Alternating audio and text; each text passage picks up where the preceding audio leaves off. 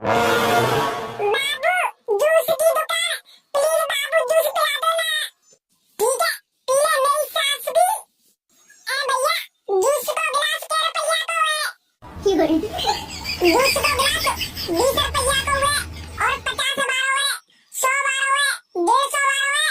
बता तुमने क्या रुपया को पीना है? अरे भैया, सबते मेवा वाला एक जूस का गिलास दे दूं है। मेरी सास की मेवा जूस तो ऐसे मांग रही है, मतलब जाके बाप ने दे दे मुझे पैसा।